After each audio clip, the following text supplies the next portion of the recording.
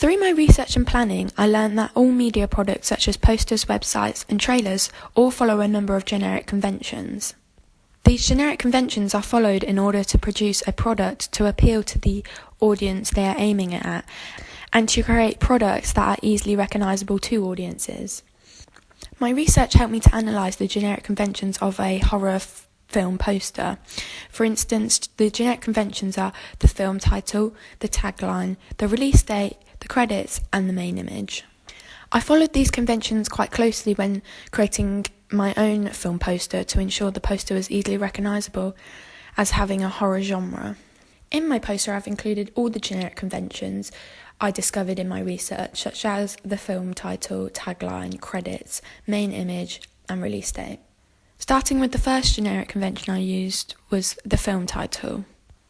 My film title has the biggest font and the most dominant out of all the texts on my poster, as it is the most important piece of information the audience need to learn about the film.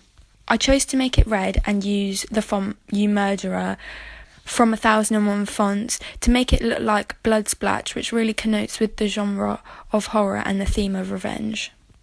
Also, because the film title looks like blood, it suggests violence and action is involved in the film, which will intrigue people to come and watch it.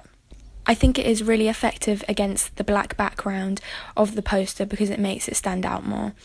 For my poster to fit conventionally with other horror posters, I decided to place my film title below the main image. I did this as, after seeing the tagline at the top and the main image, the audience will be curious to know the name of the film. The next generic convention of my film poster was the tagline. I decided to keep the font and colour of the tagline the same as the film title, however it is slightly smaller because it is less important than the film title. However, I wanted to keep the link between the tagline and the film title, which is why I kept the colour and the font the same on both.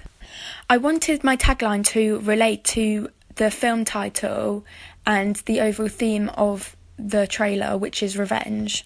This is why I decided to make my tagline "What goes around comes around," as this is a commonly used phrase to describe karma and suggest people are getting what they deserve. My tagline will also intrigue audiences to want to watch the film, as they will want to find out more. The next convention I used on my poster was the credits. I followed the generic convention by putting the credits at the bottom of the poster, as these are the least significant piece of text on my poster. The credits will often not be read by most audiences, as it is not as interesting to them, unlike the film title, tagline or release date, which is more significant to the reader. Due to the fact the audiences are less likely to read the credits, I put them in such small and narrow fonts so they do not take up too much room on the poster. My next convention was release date. I placed the release date generically at the bottom amongst the credits, however in a bigger font size and the same font size as I used in the film title and the tagline. Similar to the film title and the tagline, I chose to colour the release date in red and believed this would stand out amongst the white of the credits, which is important as it is vital for people to know when the film is, just in case they want to go watch it. My next convention was the main image. I included my main character within the poster, who is the protagonist and the antagonist, Catherine, as she is the most important character in the film. For the image, I used a close-up shot of Catherine blowing out a flame. I used this because her makeup can be easily seen with the pale face, dark circles around her eyes, and the red lips, which makes her look not normal and crazy, as well as sinister and evil, which audiences like to see on a film poster because it really grabs their attention and makes them curious to who this antagonist is. Because the image is a close-up shot, it gives the impression that Catherine is closer to the audience, which will make them feel more uncomfortable and unsettled, and therefore suggesting to audience that this is a creepy horror film which is worthwhile going to watch. As well, through the close-up shot, we can see she is giving the audience direct mode of address, which is another convention commonly used in horror film posters. This is suggesting that the antagonist is looking at you and implying that you are next, and signifies Catherine is powerful and gives off an intimidating impression which will make the audience feel anxious and scared. Also in the main image, I have included a prop, which is the flame. Props can sometimes be used in posters as they are a main feature in the film. I decided to use the flame as it suggests violence and a potential weapon, which will further intrigue audiences. For my poster, I went for a traditional horror colour theme of black, red and white to further emphasise to the audience that this is a horror genre film. For my next product, which was my website, I researched existing horror film websites so that I could follow similar conventions to when it came to create my own website. I found through my research that horror film websites follow similar conventions to that of posters, such as having a film title, tagline, credits, release date, and images of the main characters, as well as institutional logos. I also found that these conventions are mostly seen across all pages of the website. I thought about and applied some of these conventions when creating my own website. For my website, the credits and the institutional logos are all found at the bottom of each page of the website, and these are the exact same that are seen on my poster, the same font and colours, and again I placed it at the bottom because they are seen as less important and most people are unlikely to read them. So I thought by placing it at the bottom, they are available for people to read, however they are out of the way. So I can place more significant content on my website that audiences are more likely to look at. For example, my film title. My film title features at the very top of my homepage with the tagline underneath.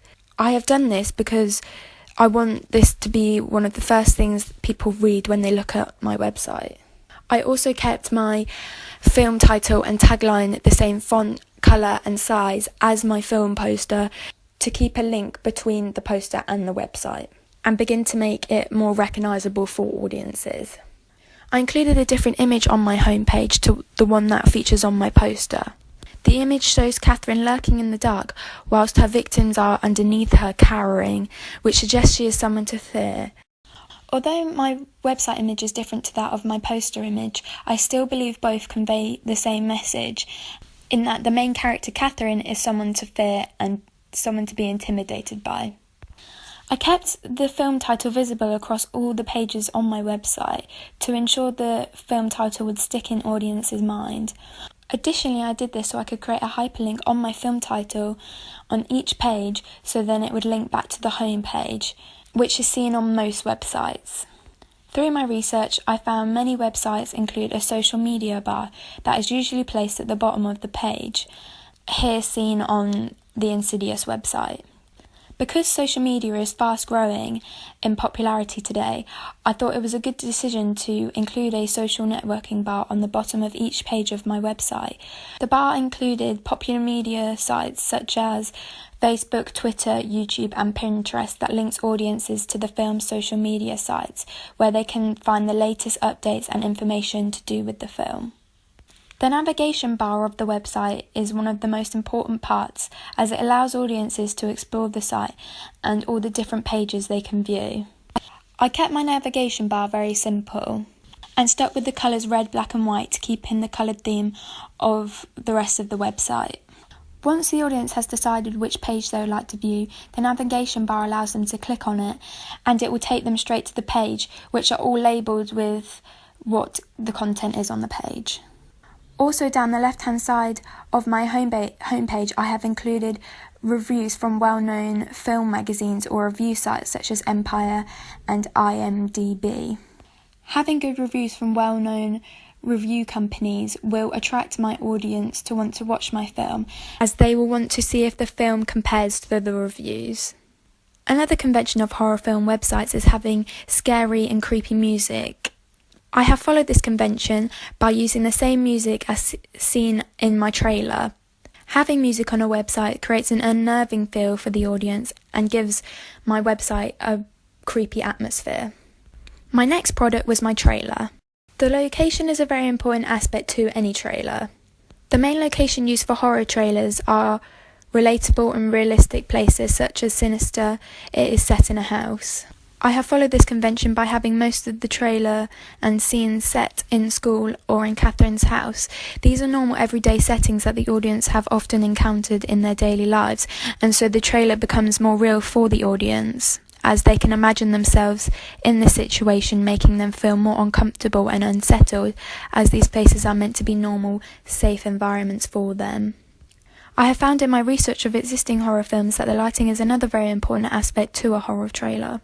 Horror films are often shot in very low-key and dark lighting, and particularly when a scene of horror or intense violence is about to happen, as it builds suspense and tension. I followed this convention in my own trailer by adding low-key lighting and dark lighting, particularly when the antagonist Catherine is being showed on camera, as it creates a frightening atmosphere around her. Filming at nighttime or having this low-key lighting will make my audience feel more on edge because it is difficult for them to get a grasp of what's going on in the scene. Another important aspect to my trailer was the characters in it. Usually in horror films, the main character is usually a male. For instance, Sinister and The Woman in Black have strong male leads. However, most have a strong female lead as well, who is usually the protagonist and is seen as the victim. My trailer challenges this convention in that our main female lead, Catherine, is both the antagonist and the protagonist.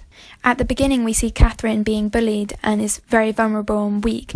For example, the over-the-shoulder shot in the bathroom when Catherine is getting bullied because of her pills. This contrasts to the scenes we see at the end, where we see Catherine going crazy and becoming more powerful. Having this twist to our horror film gives a more surprise and unexpected element for audiences.